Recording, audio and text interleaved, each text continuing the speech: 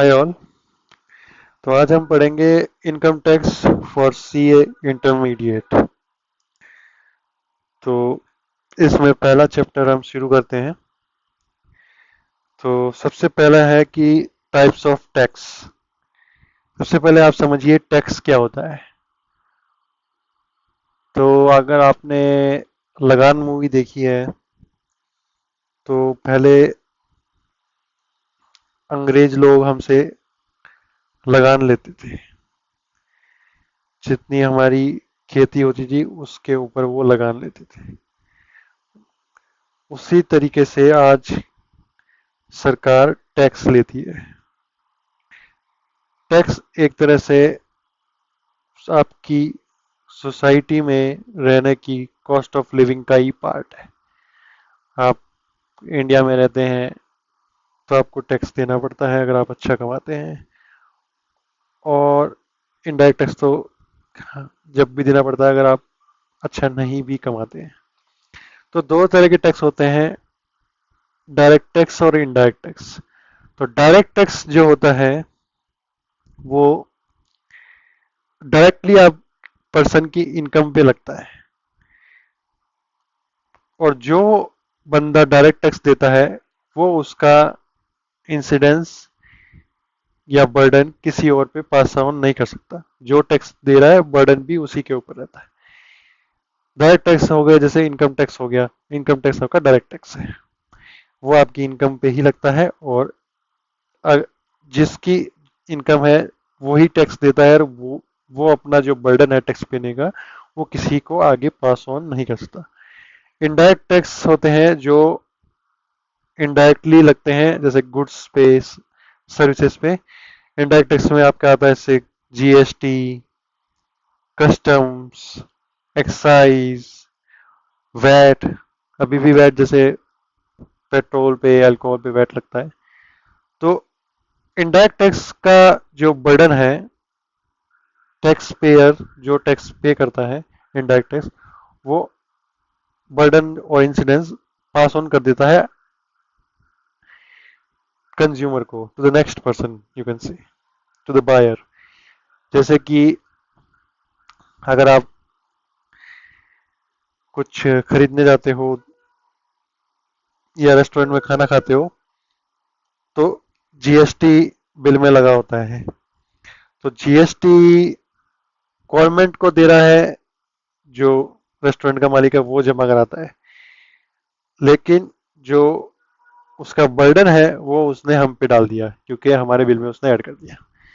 तो indirect tax में जो है बर्डन पास ऑन हो जाता है, डायरेक्ट टैक्स में आपका बर्डन पास ऑन नहीं हो पाता। डायरेक्ट टैक्स डायरेक्टली आपकी इनकम पे ही लगता है, जिस पे लगता है उसी को चुकाना होता है, और इनडायरेक्ट टैक्स आपकी गुड्स और सर्विसेज पे लगता है। फिर आता है पावर टू लिवाई टैक्स। तो जो टैक्स लगाने की जो पावर है वो कॉन्स्टिट्यूशन द्वारा सेंट्रल और स्टेट गवर्नमेंट को दी गई है।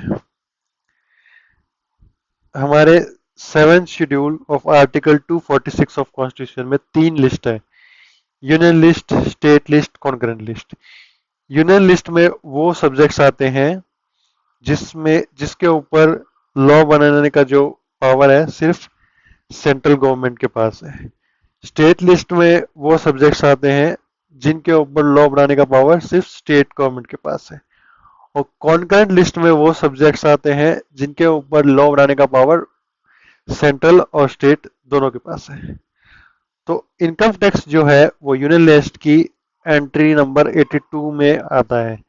तो इनकम टैक्स के ऊपर जो लॉ बनाने का पावर है वो सिर्फ सेंट्रल गवर्नमेंट के पास है, और इनकम टैक्स जो है सिर्फ सेंट्रल गवर्नमेंट ही कलेक्ट करती है।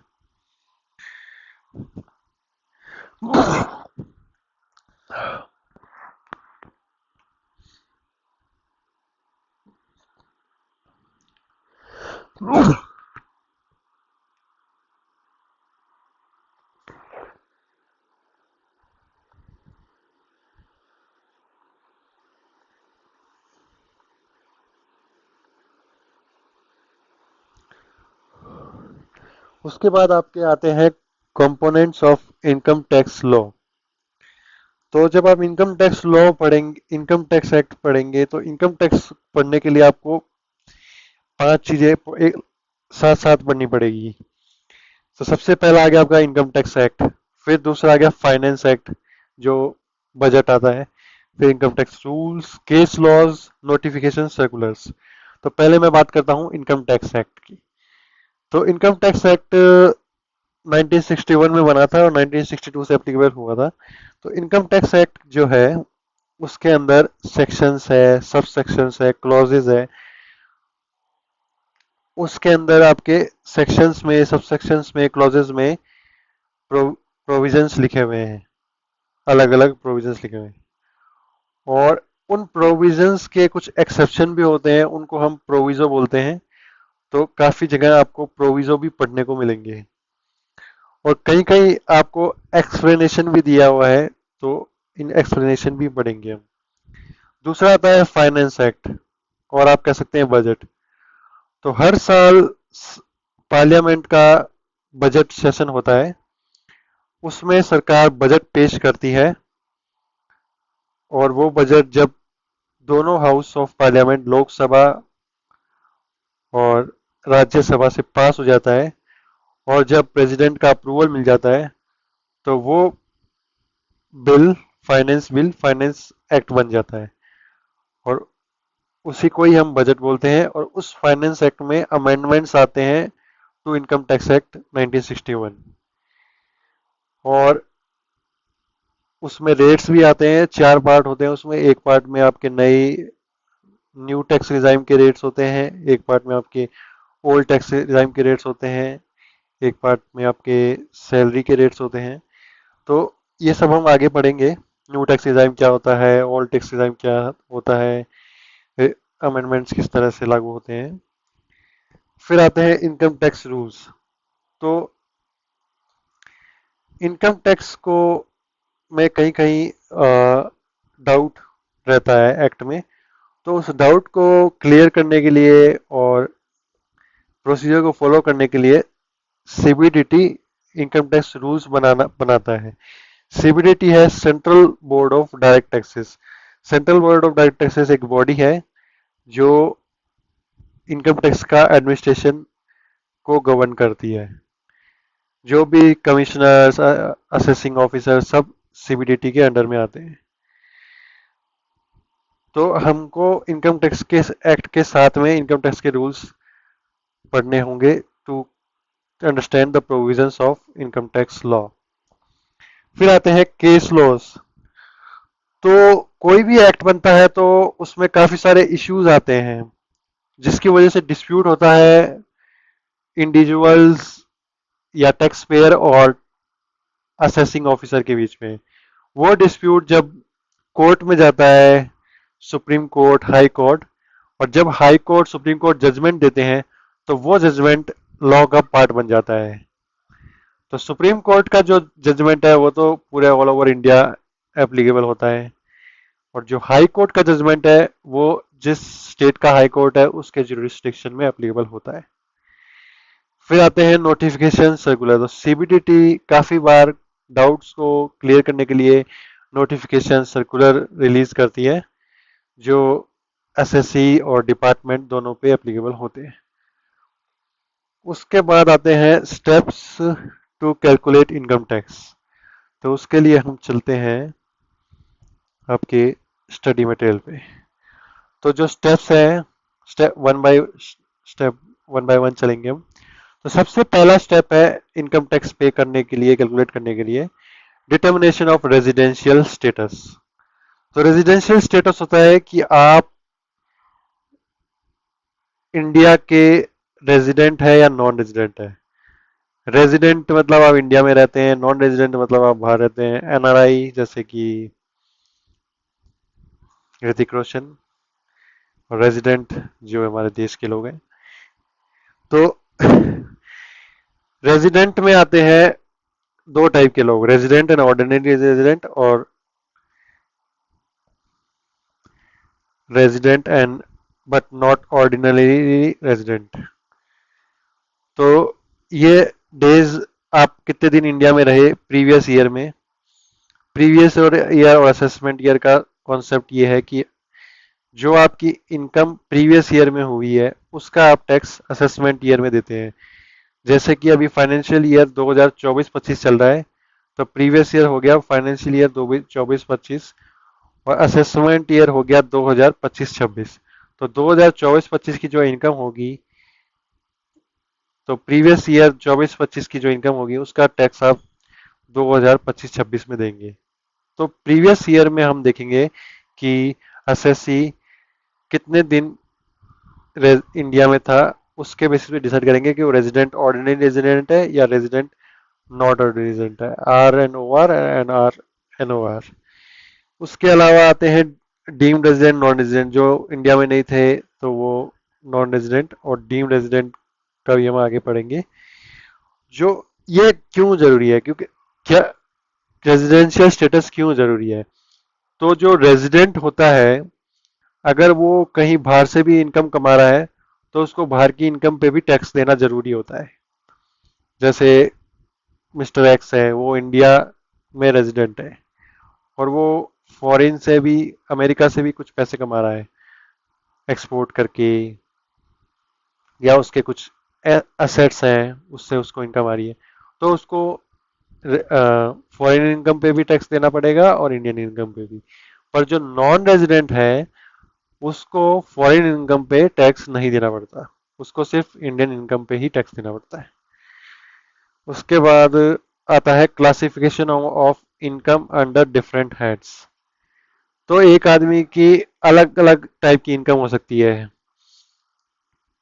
सैलरी, पहला हेड हो गया सैलरी। कोई नौकरी कर रहा है, एम्प्लॉय है, कॉर्पोरेट में जॉब कर रहा है, तो वो सैलरी इनकम हो गई। इनकम फ्रॉम हाउस प्रॉपर्टी, मान लीजिए आपका एक घर है दिल्ली में और आप रहते हो जयपुर में, और दिल्ली वाले घर को आपने रेंट पे दे रखा है, तो वो जो रेंटल इनकम है वो आएगी income from house property head में। फिर आता है profits and gains of business और प्रोफेशन।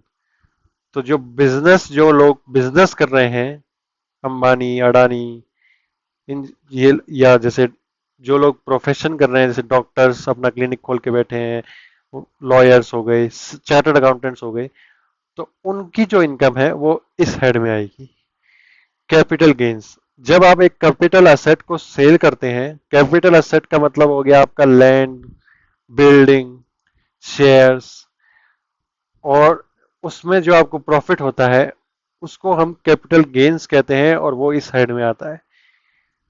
फिर आ गया इनकम फ्रॉम अदर सोर्सेस, जैसे आपका सेविंग अकाउंट में इंटरेस्ट आ गया, आपका एफडी आपने करा रखी है बैंक में, उस पर आपको इंटरेस्ट मिल गया, तो वो आपका income from other sources head में आता है।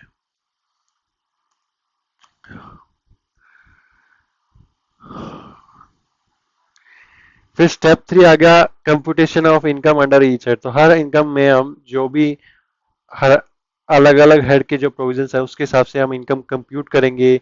एग्जाम्प्ट इनकम है उसको एक्सक्लूड करेंगे, जो डिडक्शंस है वो डिडक्शंस अप्लाई करके जो नेट इनकम है वो कंप्यूट करेंगे हर हेड के लिए। ये हम हर हेड को हम स्पेसिफिकली अगले आगे के चैप्टर्स में पढ़ेंगे। फिर उसके बाद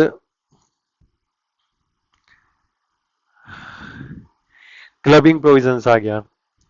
तो क्लबिंग ऑफ इनकम होता है कि लोग क्या करते हैं कि जो लोगों हायर टैक्स स्लैब में आते हैं, जैसे टैक्स स्लैब हो गई 10%, 20%, 30%, तो जो लोग 30% में आते हैं, 20% में आते हैं, वो लोग अपनी कुछ इनकम डाइवर्ट कर देते हैं स्पाउस को, अपने माइनर चाइल्ड को। तो इस टैक्स अवॉइड करने, ताकि टैक्स उनका कम हो जाए, तो टैक्स अवॉइडेंस को रोकने के लिए इनकम टैक्स ने क्लबिंग प्रोविजन बनाया है। क्लबिंग प्रोविजंस के हिसाब से हमें जो इनकम स्पाउस की हुई है, वाइफ की हुई है, माइनर चाइल्ड, माइनर बच्चे की हुई है, वो हम ऐड कर देते हैं एसएससी की इनकम में। फिर आता है सेट ऑफ और carry forward and set of of losses. तो जो लॉस अगर आप बिजनेस करते हो तो बिजनेस में तो लॉस भी होता है। तो जैसे अगर आप दो बिजनेस कर रहे हो और एक बिजनेस में लॉस हुआ, एक बिजनेस में प्रॉफिट हुआ, तो आप एक बिजनेस के लॉस से एक बिजनेस के प्रॉफिट को सेट ऑफ कर सकते हो, तो आपका टैक्स कम बनेगा। उसके अलावा आप जैसे आपका हाउस प्रॉपर्टी में लॉस हुआ क्योंकि आपने लोन ले रखा, इंटरेस्ट दे रहे हो, तो उस लॉस को आप सैलरी से सेट ऑफ कर सकते हैं। तो ये सब प्रोविजंस है जो हम आगे पढ़ेंगे कि किस तरह से सेट ऑफ होता है, कहाँ सेट ऑफ अलाउड है, कहाँ सेट ऑफ नहीं अलाउड है, कब इसमें इंट्रा हेड सेट ऑफ होता है जो एक ही हेड के अंदर जो सेट ऑफ कर रहे हैं, इंटर हेड सेट ऑफ होता है जो एक हेड का लॉस को दूसरे हेड के प्रॉफिट से सेट ऑफ कर रहे हैं। तो ये सब हम आगे पढ़ेंगे। तो ये स्टेप 5 होता है, सेट ऑफ। फिर आता है स्टेप 6। जब हमने सारे हेड की इनकम जोड़ ली, उसमें हमने लॉस भी सेट ऑफ कर लिया, फिर जो टोटल आता है उसको हम कहते हैं gross total income. Gross total income में से हम डिडक्शंस माइनस करते हैं। डिडक्शंस चैप्टर 6A में भी है, deductions in respect of certain payments. इसमें आपको जैसे LIC, PF, इसमें आपको पेमेंट करना पड़ता है, इसमें आपको कुछ पैसा जमा कराने पे डिडक्शन मिलता है। Deduction in respect of certain incomes, इसमें जो कुछ इनकम्स है उसमें आपको डिडक्शन मिलता है, जैसे रॉयल्टी इनकम हो गई, royalty on patents. Deductions under section 10AA आता है। Deductions in respect of other income है, अदर डिडक्शंस है, ये सब आगे पढ़ेंगे हम। फिर आगे कंप्यूटेशन, तो आपने दोबारा से देख सकते हैं कि आपने रेजिडेंशियल स्टेटस निकाल लिया, फिर आपने क्लासीफाई कर दी इनकम को 5 हेड में, फिर उन सब 5 हेड को आपने टोटल कर लिया, फिर आपने क्लबिंग प्रोविजंस लगा दिए, फिर सेट ऑफ कर लिया लॉसेस को, फिर टोटल ग्रॉस टोटल इनकम आ गई, फिर आपने डिडक्शन माइनस कर दिए, तो ये आपकी टोटल इनकम आ गई। इस टोटल इनकम पे आपका टैक्स लगेगा। तो टैक्स लगेगा किस रेट से लगेगा, उसके लिए रेट्स जो है वो अलग अलग है। न्यू टैक्स रिजाइम की रेट्स अलग है और ओल्ड टैक्स रिजाइम की रेट्स अलग है। तो जो डिफॉल्ट जो क्या टैक्स रिजाइम है वो है न्यू टैक्स रिजाइम। गवर्नमेंट ने ज्यादा टैक्स लेने के लिए ये न्यू टैक्स रिजाइम बनाई और इसको डिफॉल्ट बना दिया ताकि ज्यादा टैक्स देना पड़े।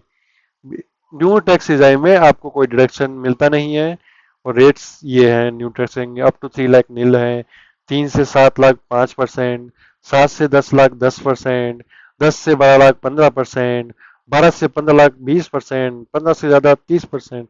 तो ये सारी न्यू टैक्स की रेट्स हैं। और ओल्ड टैक्स की रिजाइम की रेट्स है, जैसे 2.5 लाख तक आपका कुछ नहीं है, 2.5 से 5 आपका 5% है, 5 से 10 आपका 20% है, 10 से ऊपर आपका 30% है। तो ये ओल्ड टैक्स रिजाइम की। तो आप जो लोग इंडिविजुअल्स हैं, HUFs है, उनके पास ऑप्शन है, वो न्यू भी ले सकते हैं, ओल्ड ले सकते हैं। अगर उनकी बिजनेस इनकम नहीं है तो वो हर साल चेंज कर सकते हैं। पर जैसे कंपनीज हैं उनको अगर उन्होंने एक बार जो टैक्स रिजाइम ले ली, उनको वो ही फॉलो करनी है। उसके बाद में आता है सरचार्ज। तो सरचार्ज क्या होता है? सरचार्ज होता है टैक्स पे टैक्स, डबल टैक्स। तो जो लोग ज्यादा पैसा कमाते हैं, जैसे कि जो लोग 50 लाख से ज्यादा ज्यादा रुपए कमाते हैं, जिनकी एनुअल इनकम 50 लाख से ज्यादा है, उनको सरचार्ज देना पड़ता है। सरचार्ज क्या होता है? टैक्स लगा, उसके ऊपर एक और टैक्स लगा दिया, उसको हम सरचार्ज बोलते हैं। तो टैक्स पे टैक्स होता है सरचार्ज। और रिबेट होती है। तो सरकार ने जो जिन लोगों की इनकम कम है उनको रिबेट दी है। तो न्यू टैक्स रिजाइम में जिन लोगों की इनकम 7 लाख से कम है, 7 लाख तक है, उनको कोई टैक्स नहीं देना, तो उनको रिबेट दी है। और पुराने टैक्स रिजाइम में जिनकी इनकम 5 लाख तक है, आफ्टर डिडक्शंस नेट जो इनकम है, उनको कोई टैक्स नहीं देना। तो ये रिबेट है। ये रिबेट का भी प्रोविजन हम डिटेल में पढ़ेंगे आगे। स्टेप 11 आता है हेल्थ एंड एजुकेशन टैक्स। तो ये भी एक तरह से टैक्स पे टैक्स है, सेस लग रहा है। तो सेस जो लगता है 4% लगता है, और ये लगेगा इनकम टैक्स पे। और अगर किसी का सरचार्ज है तो इनकम टैक्स और सरचार्ज का टोटल है उस पे हम सेस लगाएंगे। फिर आता है अल्टरनेट मिनिमम टैक्स। तो इनकम टैक्स में कुछ प्रोविजंस है जिसमें आप कुछ कुछ प्रॉफिट से लिंक्ड और इन्वेस्टमेंट से लिंक्ड डिडक्शंस है।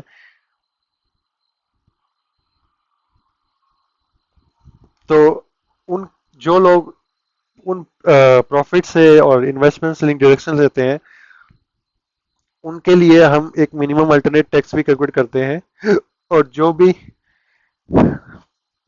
मिनिमम अल्टरनेट टैक्स अगर रेगुलर टैक्स ज़्यादा आता है तो वो मिनिमम अल्टरनेट टैक्स पेबल हो जाता है, और जो डिफरेंस है वो टैक्स क्रेडिट बन जाता है। लेकिन ये जो प्रोविजन है ये इंडिविजुअल एचयूएफ एओपी बीवाई पे एप्लीकेबल नहीं है। Examine whether to pay tax under the default tax regime under the section 115 BAC or pay tax under the optional tax regime as per the regular procedure. तो last step है कि हम analysis करते हैं कि हमारा टैक्स किस में कम बन रहा है, डिफॉल्ट जो ओल्ड टैक्स रिजाइम है, सॉरी न्यू टैक्स रिजाइम है, या फिर ओल्ड टैक्स रिजाइम है। तो जिसमें भी हमारा टैक्स रिजाइम, जिस टैक्स रिजाइम में हमारा जो टैक्स है कम बनेगा हम वो चूज करेंगे। तो ये कैलकुलेशन करते हैं। स्टेप 14 है एडवांस टैक्स एंड टीडीएस। तो टैक्स लायबिलिटी तो एंड में ही पता लगती है, लेकिन टैक्स आपको एडवांस में देना पड़ता है, वो भी हम प्रोविजन डिटेल में पढ़ेंगे आगे। तो आज के लिए फिर आपका निकल के आता है टैक्स पेबल और रिफंडेबल, उसको हम राउंड ऑफ करते हैं नियरेस्ट मल्टीपल ऑफ 10। तो आज के लिए इतना ही रखते हैं, कल हम आगे बढ़ेंगे। Thank you.